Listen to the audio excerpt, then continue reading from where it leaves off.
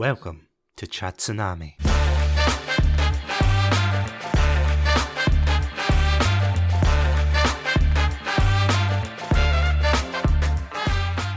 When I was growing up, I was an avid gamer. From colourful platformers like Sonic the Hedgehog to RPGs such as Pokemon, I threw myself into these whimsical worlds as a form of respite from reality. But as I grew older, I began feeling more self-conscious that I was outgrowing such games, and that I should try my hand at more mature games. Unfortunately, my parents wouldn't let me play games I wasn't old enough for, so when I turned 15, it felt like a brand new door had been opened. Immediately, I threw myself into what I thought were mature shooters, from Call of Duty to Halo, and my love for these games started to evolve. But as the years moved on, so too did the landscape of gaming as a whole. No longer were they being considered as what could be argued as peaceful pastimes for a younger audience, but instead a vehicle for artistic storytelling through an interactive medium. While many genres adapted with the times and had elements of maturity, shooter games fell into a rather strange cycle. Franchises at the forefront such as Battlefield, Medal of Honor, and Call of Duty found their success in what many consider a black and white setting, the Second World War. In these games, you would take on the role of an Allied soldier, desperately trying to halt the Axis war machine. It was a pretty clear narrative. You, the hero of said tale, fought against an enemy widely considered to be one of the worst in human history. Once you finished the game, you could lay down your controller with a sigh of relief, and then go about your day. I remember feeling that sense of satisfaction when I completed Call of Duty 3 for the first time, as the heroic music swelled in the background, watching as the Allies of World War II liberated France. And yet, things have become slightly more complicated since then. In 2006, Call of Duty revolutionised the FPS genre by releasing their magnum opus, Modern Warfare. While not exactly a bastion of realistic warfare, the game attempted to retain some semblance of realism and authenticity to the world of warfare, from respecting the Geneva Convention and the AC-130 missions, to Captain McMillan reminding you to factor in the Coriolis effect while sniping the enemy. One such scene that showcases the true horrors of war are in the levels Shock and Awe and Aftermath. The level has you playing as an American soldier, fighting through an unnamed Middle Eastern country to find the leader of a separatist group. You're told to retreat as nuclear weapons have been found by another team, and to place the cherry on top of the bad day cake, an American helicopter has been struck down. In action movie style, you land nearby and fight your way through the narrow streets to rescue the other soldiers. As you save them under a shower of enemy bullets, you reach the helicopter and take off just in the nick of time. While you bask in the heroic feeling of a job well done, this happens. All U.S. forces be advised. We have a confirmed nuclear threat in the city.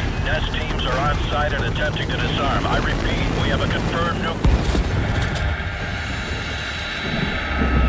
Everyone hang on!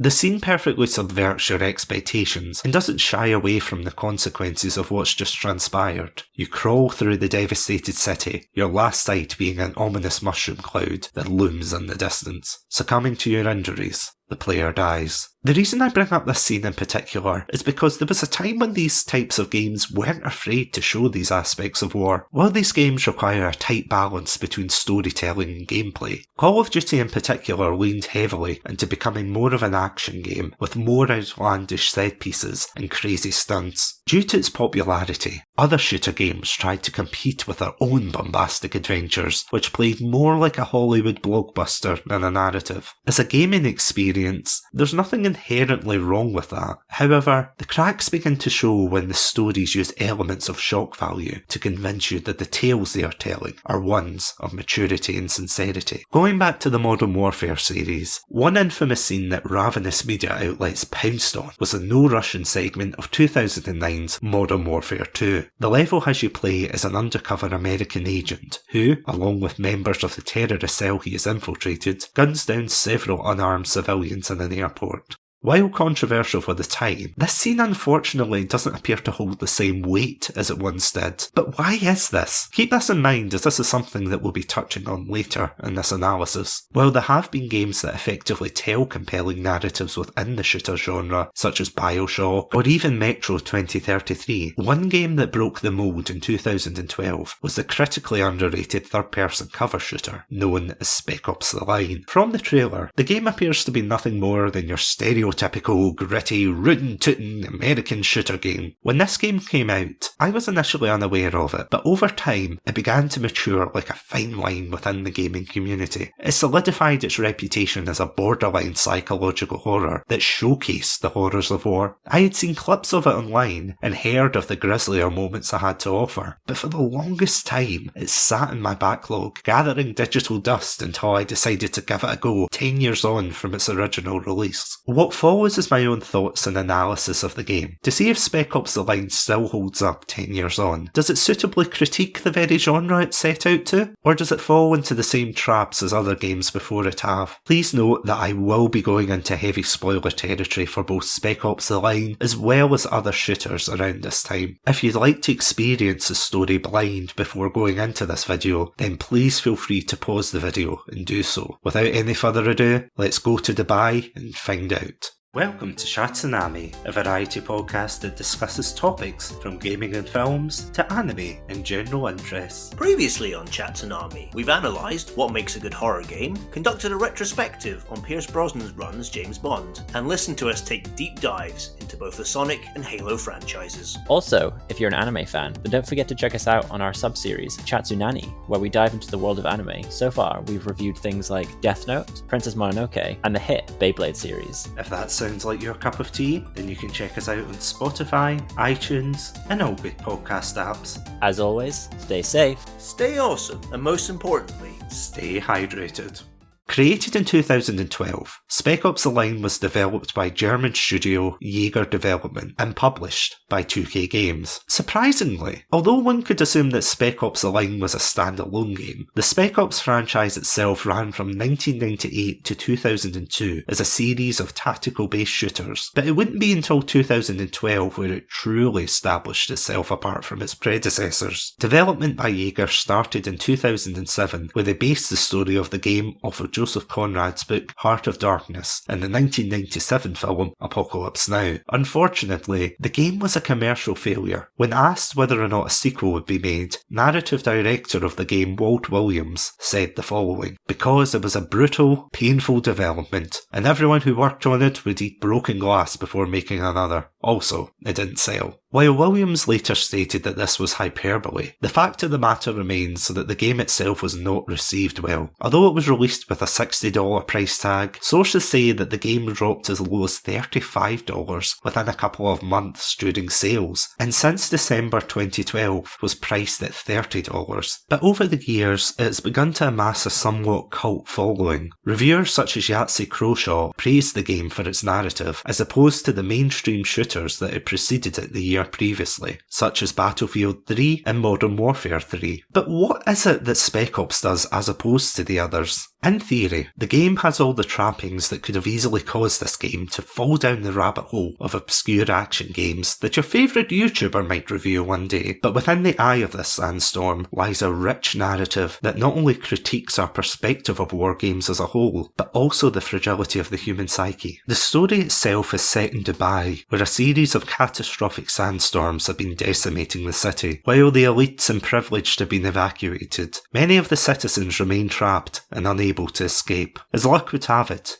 an infantry battalion of American troops, known as the Damn 33rd, just so happened to be passing by while returning from Afghanistan. Led by the charismatic Lieutenant Colonel John Conrad, the battalion defy orders to return and decide to remain in the city of their own volition. Unfortunately, as you may have already gathered, there wouldn't be much of a story to tell if this all went well. Surrounded by the storm and an unruly populace, the Damn 33rd descend into civil war, with one section siding with with Conrad, while the others attempt to overthrow him to little success. Between a rogue section of the US Army committing atrocities across what's left of Dubai and an insurgency backed by the CIA, the city is close to the brink of complete annihilation. Both factions call a ceasefire, and a tentative peace is established. 2 weeks prior to the start of the game, a recorded message manages to make its way through the storm and reads as follows. This is Colonel John Conrad, United States Army.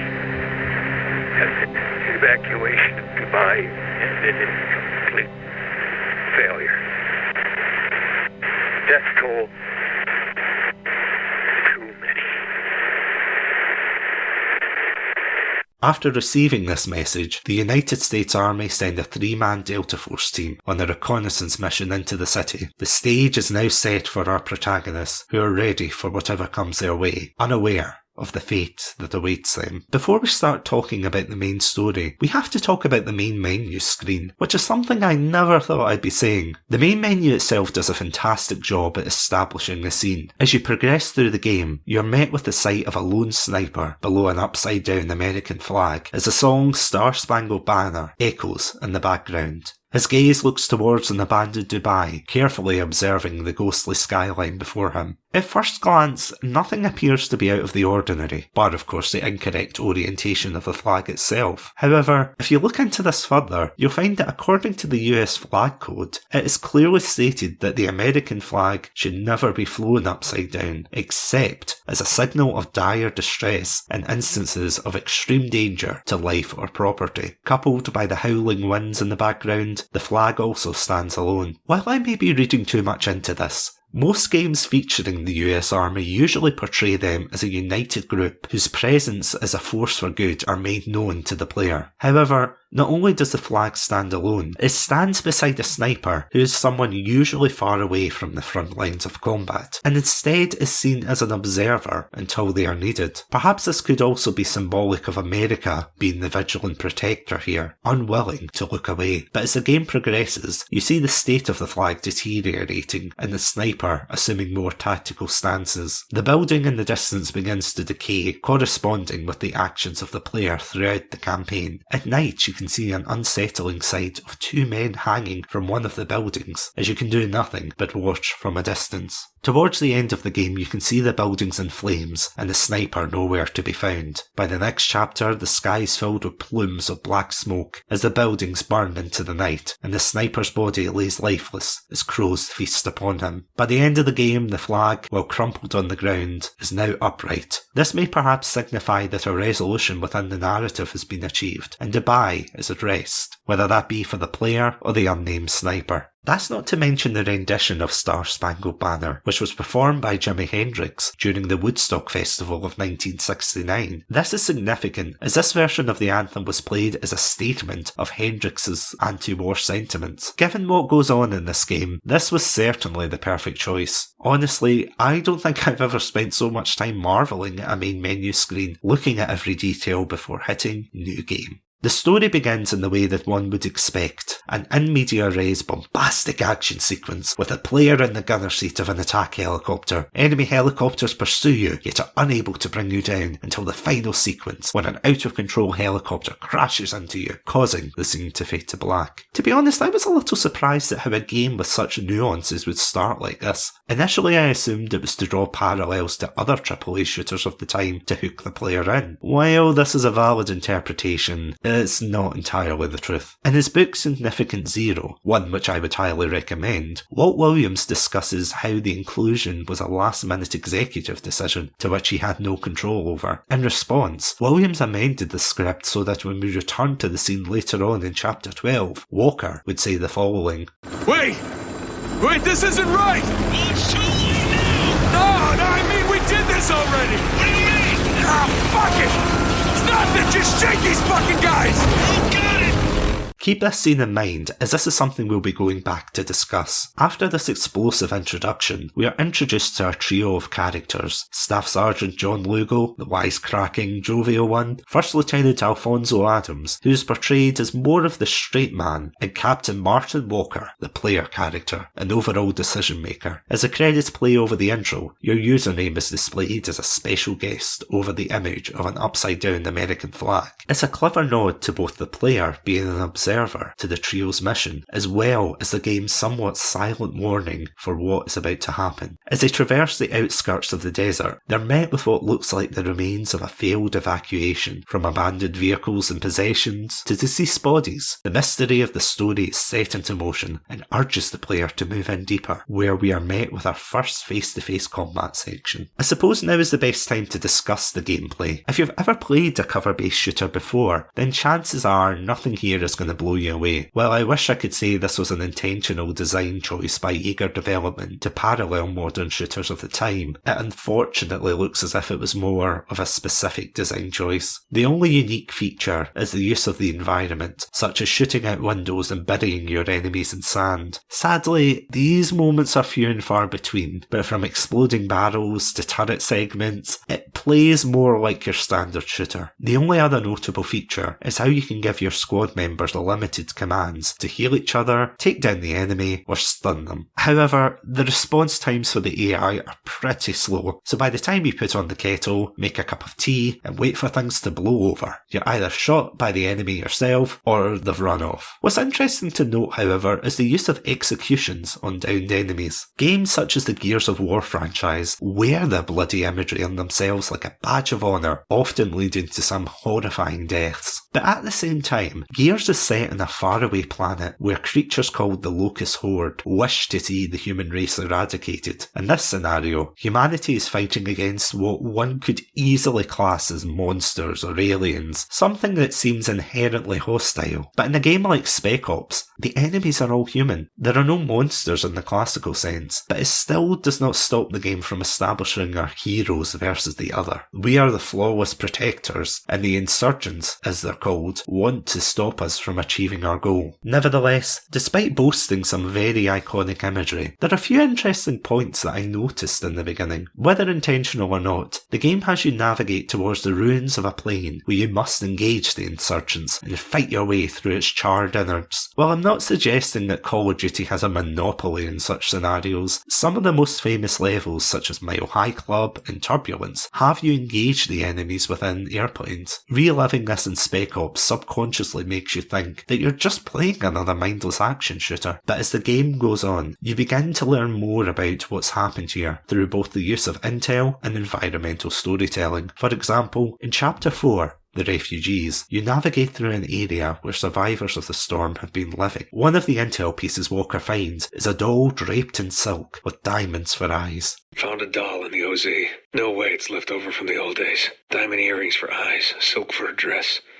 This was made after the storm wall fell. That means children, families. I'm starting to wonder about our enemy. We're not that far from Conrad's failed evac. Could these be the survivors? Are we killing the people we came here to save? I'm not going to tell Adams or Lugo. Shit's hot enough as it is. They don't need this weighing on them too.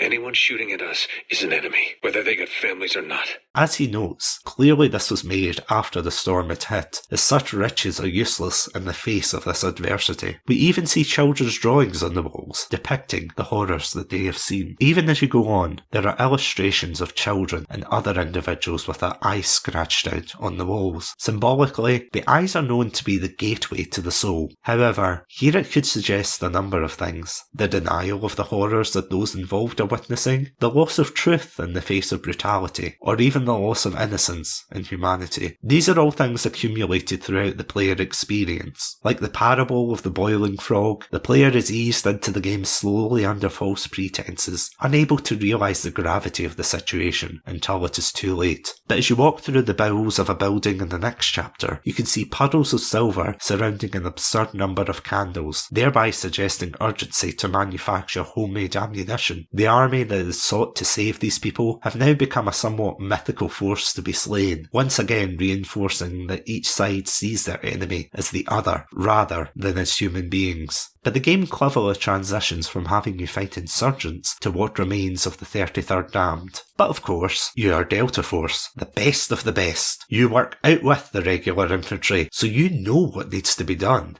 right? If you stop to listen to some of the conversations between the enemy soldiers, you'll hear the following. Hey Bradley, you got any gum? Here you go. Last piece. I don't want to take your last piece, dude. Take it. Stole it off Benson anyway. Ah, well, fuck that guy. No kidding. You know, with all the shit going on, I forget how beautiful this place can be. I feel you. You know, sometimes at night I'll just come out here and sit. Just listen to the wind.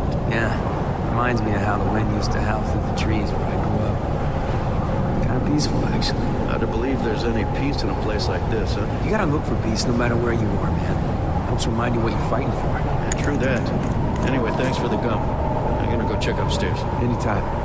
That doesn't exactly sound like the words of emotionless killers. The game goes as far as to humanise the very enemies you are gunning down. Unfortunately, the game urges you to go on, forcing you to push through if you want to progress. The soldiers wail in agony as you gun them down, but of course, it's all for the greater good. Do you feel like a hero yet? But as you venture on, doubts start to swirl in the team's mind. Lugo, the usually comical member of the team, gets into a physical altercation with Adams after questioning their purpose for being there. Here we see the dynamics start to shift. Lugo no longer jokes with the others and only wants to escape the harsh hell that they have found themselves in, even going as far as to blame the others for letting potentially the only person that could have helped them die. Adams, while himself not understanding, appears to be duty-bound and still insists on following Walker. But as for Walker himself, he's still fixated on the mission and by extension finding Conrad. At the beginning of the game, we hear Walker say the following.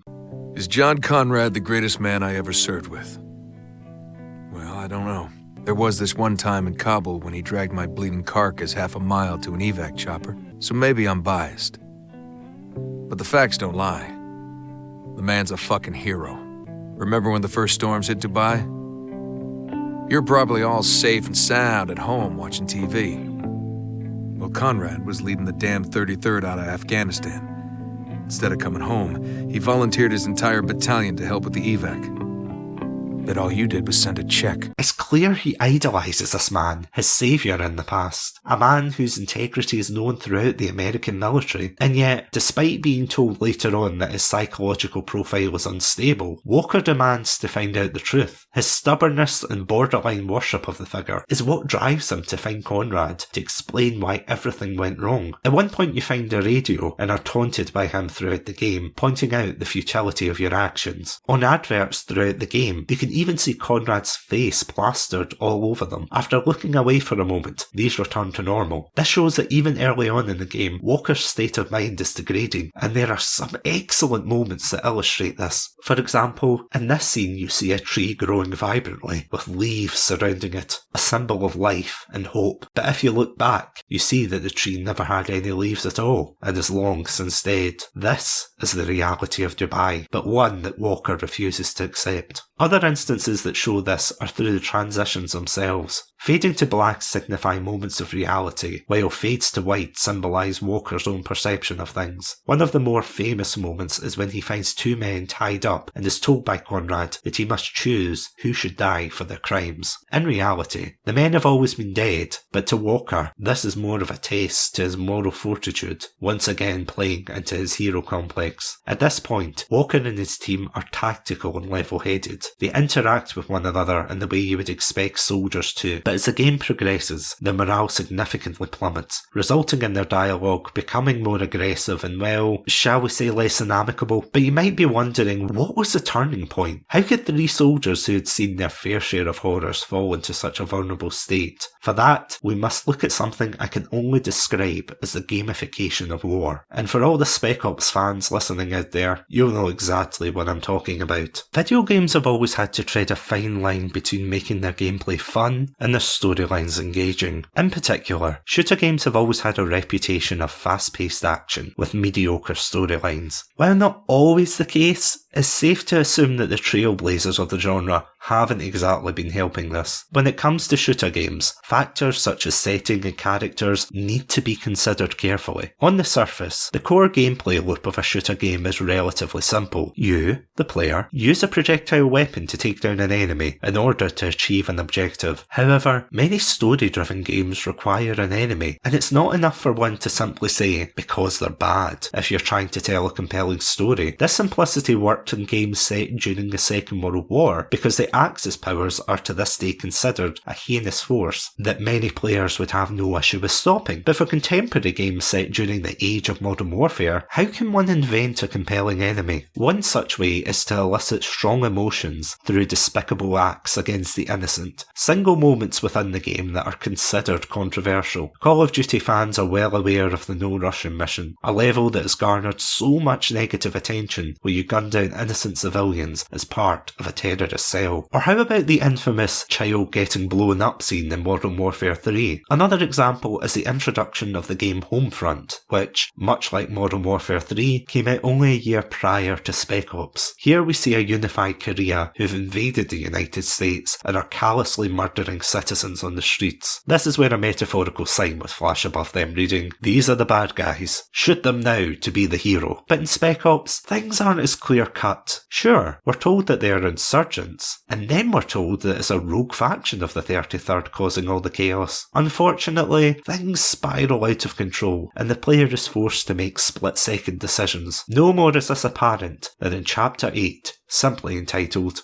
The Gate. The level itself is well known in gaming circles. I would go as far as to say it's probably one of the most well known moments about Spec Ops The Line, and it all begins with a chemical known as white phosphorus. Stemming from the chemical phosphorus, its use in war dates back to the First World War, where the British made white phosphorus grenades in late 1916. Since then, the chemical has been used for smoke, illumination, and incendiary munitions. The chemical itself catches fire when exposed to air, and when this comes in contact with the skin, will burn until it's deprived of oxygen. Even if one were to survive this, it's also a possibility that they could suffer from organ failure if said chemical were to enter the bloodstream. While technically it's neither illegal for the military to use nor classed as a chemical weapon, surprisingly, the use of it is still controversial and is only permitted by international law against military targets only. The reason it's widely criticised is because, unlike precision-based weaponry, the use of white phosphorus as an incendiary weapon cannot clearly separate between what is a military target versus a civilian one. In the context of the game, Walker and his team fight their way through the city where they're nearly struck by white phosphorus. After witnessing this, the Delta Force operators fight their way towards one of the main bases where they get the opportunity to use white phosphorus against the damned 33rd. Gameplay wise, you're told it's impossible to fight your way through using conventional means. This is also true objectively, as the game will keep respawning enemies until you start using white phosphorus mortars. Here we're forced to look at a grey screen with white blips appearing every so often to signify the enemy. There are only two options: zoom in and shoot. You've come this far, so why back down now?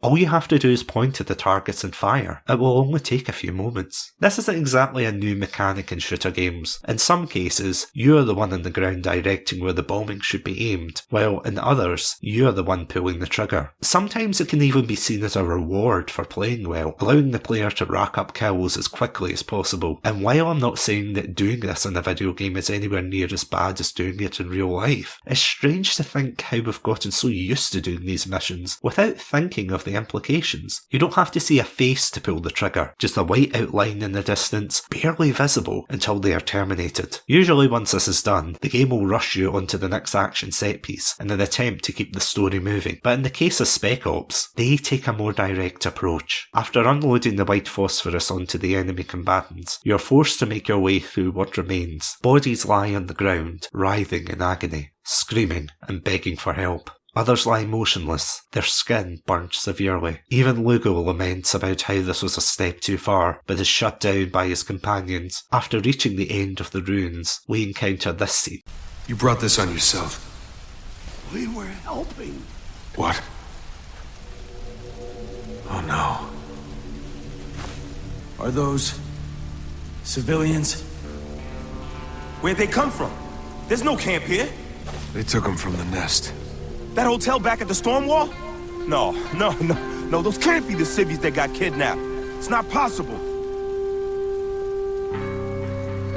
Yeah, it is. That's why Gould stormed this place. He didn't want the gate. He was trying to rescue his people. This is your fault, goddammit! Stop right there, Lugo. What it is, he wouldn't let him have a choice. He turned us into fucking cowards. That's enough, Sergeant. No, I told you so. No. We need to keep moving. What? Reinforcements will be here any second. We need to keep moving. But Walker, you're not even... I'm gonna make these bastards pay for what they've done. Now, are you with me or not? Upon turning the corner, we see a number of charred corpses, their faces frozen in terror as their last moments are solidified. But nothing is more horrifying than the sight of a mother desperately trying to shield her child from the blast. Their eyes are covered, once again trying to shield someone innocent to the conflict from its brutality. I'd like to briefly note that while the voice acting throughout the game is done fantastically, Nolan North, Christopher Reed, and especially Omid Abtai absolutely nail the sheer devastation that they are feeling. Walker stands in stunned silence, his eyes fixated on the mother and child. While Adams tries to defuse the situation, Lugo completely erupts with fury. The framing of the shot is perfect. Not only does Lugo spew vitriol towards Walker, but also towards the player. After all, it wasn't technically Walker who pulled the trigger, but instead the player. While it could be argued that this isn't fair since the game doesn't exactly give you any other option to progress, it doesn't exactly stop them. This again is something so common in video games, as long-time gamers are conditioned to think of how to progress as quickly as possible. Here we see Walker being unwilling to take accountability for his actions. This sense of duty and need to be a hero has completely shrouded his judgment. Despite giving the orders to fire, he blames the damn 33rd and proceeds to move on with the mission. It's a scene that has stayed with people for a long time, and for good reason. Even in the penultimate chapter, we see several moments where his guilt catches up with him. But what makes something like this effective, as opposed to controversial moments in other games? Going back to Call of Duty's No Russian mission, the act of gunning down innocent civilians is absolutely deplorable, and on a surface level it makes it easy to identify that these are unredeemable enemies. But as you move through the carnage of your actions and reach the end, the player is killed,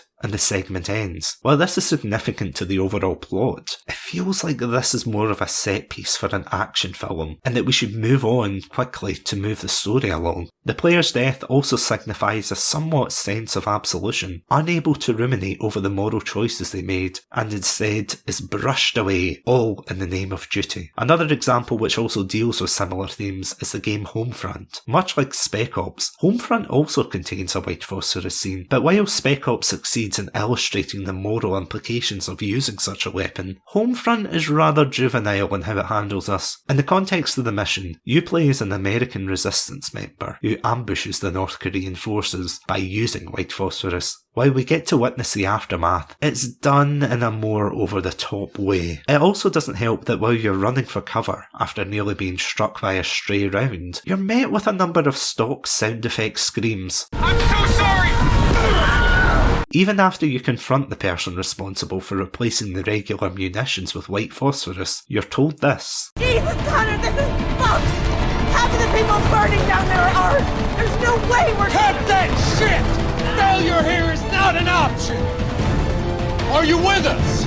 From the outset, the North Korean forces are portrayed as a brutal and unforgiving force, so when the resistance commits a similar act in retaliation, it almost reassures the player that it's okay, these are the bad guys, and we are doing this for the greater good. While the balance of power is clearly skewed against the Americans, narratively this fails to say anything meaningful. We're even told that the North Korean forces were going to use this against the resistance should an uprising occur. Although neither side are in the right here, the game opts for spectacle over telling us anything meaningful about what the characters actually think. Going back to Spec Ops, we can even see Walker's face reflected in the monitor. His blank expression suggests that he is just carrying out his job as a professional, having no part in killing the enemy, but instead giving the commands. Parallels can also be drawn between Walker and the player, as both the vehicles of the plot who both give commands and carry the story forward. One more thing I would like to point out is the role of civilians within the game. Normally these types of games are used either either as background dressing or as obstacles you should avoid shooting. But Spec Ops approaches this matter in a rather interesting way. In one of the earlier chapters, you save the locals from being executed by the damned 33rd. However, once you reveal yourself to be their saviours, they instead berate you and demand in Farsi that you leave. While Battlefield and Call of Duty would expand in these aspects in later games, I think Spec Ops achieves their goal extremely well here. Between this and the gate, Walker sees himself as a saviour to the people, going as far as to denounce the damned 33rd for their own actions. But one scene that punctuates this is a later mission entitled Adams. After crash landing a helicopter, you're forced to fight your way through the damned 33rd with Adams, where you hear Lugo over the radio. Despite breaking his arm, Lugo is relatively alright for the time being, and takes refuge inside a refugee camp. As you progress through the desert, you hear Lugo frantically crying for help. Adams! Adams! Oh shit! Lugo, what's happening? Fuck! I need help! They're closing in! Oh shit! Talk to us, Lugo. What the fuck? Lugo, Just he's still there. Get away from me! Lugo! Get back! Get the fuck back! Run! But when you get there, you find the following. The rope, Buck! Shoot the rope! Everyone back now! Come on, Lugo. Get your ass out there. You heard him! Back up, right now! I said back the fuck up! Hurry up, Walker! Breathe, Lugo! They ain't taking the hit! God damn it, breathe! How's he doing? Answer me, Walker! Come on, Lugo! Is he breathing? Move back, or I will open fire! Damn it! These assholes ain't stopping, Walker! They're boxing us in!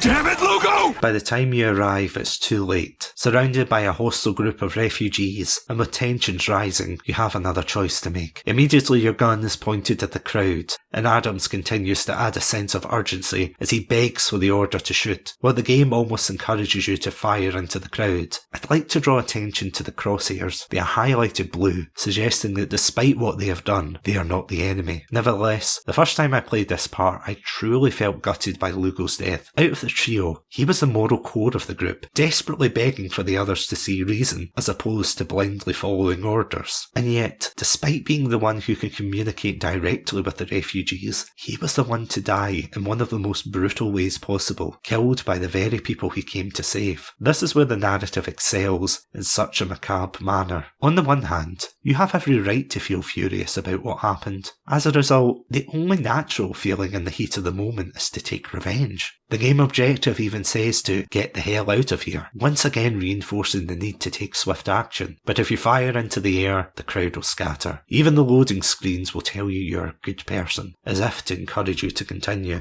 At the end of the day, neither side is necessarily correct in what they've done. The damned 33rd should be condemned for their atrocities against the remaining populace. But does it make what they did to Lugo justified? Much like what Homefront attempted in their White Phosphorus scene, you're told that they are doing it because the enemy is worse than them. But here there's no good or bad left, only the misery of war. Despite the game even asking why you should care since this is all fake, it gives the player something to contemplate. Although I admire what has been done here, I just want to note that I don't think every war shooter needs to follow such a dark take on the genre. If one were to create a blockbuster game akin to a Hollywood action film, then it's perfectly fine to enjoy these. The issue, however, arises when the story demands that it be taken seriously. Because of its consistent, serious tone, it stands out against shooters both of the time and even by today's standards. But there's one unfortunate caveat that I feel I need to address, that being the Conrad in the room. By the end of the game we reach our target and ascend the tower. After coming face to face with Conrad, it's revealed that Conrad has been dead the entire time. Our valiant crusade to protect the people of Dubai has been for nothing. Every single decision we made along the way resulted in tragedy upon tragedy. So to cope with what you have done, you project your inner demons onto John Conrad. During the game you even hallucinate and see his face plastered everywhere, this boogeyman always watching you. And the words of Conrad himself, do you feel like a hero yet? When you reach the end you're given two choices, shoot yourself or shoot Conrad. Shooting yourself will end the story there, as you become overwhelmed with guilt. However, if you choose to shoot Conrad, then you'll encounter one of three endings in an epilogue mission. You can either surrender yourself to the US Army, kill them all, or die yourself in the firefight. No matter what you do, there's no real good ending. But if you were to leave the city alive, there's one thing the player doesn't know, and that is that Walker himself is dead. Now I know what you're thinking. Did I tune into a review of The Sixth Sense? To answer your question, fortunately criminal. But nevertheless, you may be wondering what I'm talking about. Going back to the opening scene, we're subjected to a bombastic scene where helicopters erupt around you like fireworks. But according to the narrative director of the game, this was never how the game was supposed to begin. I'd already killed the idea a year before. We'd put months of work into the opening hour of Spec Ops. It was slow by design. Undercutting that with a flash forward would reek of self-doubt. It would say to the player, we don't think you're mature enough to handle a video game that isn't all action, all the time. Have some explosions, you mouth-breathing yokel. Please don't sell us back to GameStop. As a result, a last-minute amendment was made to the script to suggest that everyone in the helicopter died at the beginning and everything afterwards was Walker's own personal hell for what happened in Dubai. While I understand the reasoning behind this decision, I don't exactly agree with it. Of course, I'm not a highly credited author, so I can't speak for the technicalities of the writing itself. However, it's not something I would say I'm a fan of. To me, it almost seems as if everything you play afterwards is pointless. Ironic, I know. The whole game is a monument to the futility of warfare. But when a character dies, and then you have to live through what is either a flashback with a real-life DLC of what could have been after the fact, it takes a little bit of the impact away. Then again, much like Walker himself, the story is what you make it. Whether you interpret the game to be his own personal hell, or a metaphorical representation of his own purgatory, there's no doubt that this game is a testament to the potential games have to engage players in a thoughtful narrative. I also want to quickly point out that if you pause the scene during the helicopter crash, you'll see that Walker is the only one in the helicopter. Whether that was intentional or just a rendering shortcut to save on resources is something I'll leave up to you. I can understand why this game was disliked on release, from its poor marketing to some questionable choices in development. Where this game shines, however, is in its compelling story and courage to tackle potentially tough issues that other games would not dare to. Although there may be some out there that boast to be the definitive military shooter experience, this will always come at a cost, whether they go over the top with the controversy or not far enough. Spec Ops will always be hailed as a game that pushed the boundaries beyond selling itself as a stereotypical shooter of the time. As I said though, there are some moments that can be rightfully critiqued, from the gameplay to some avoidable story elements.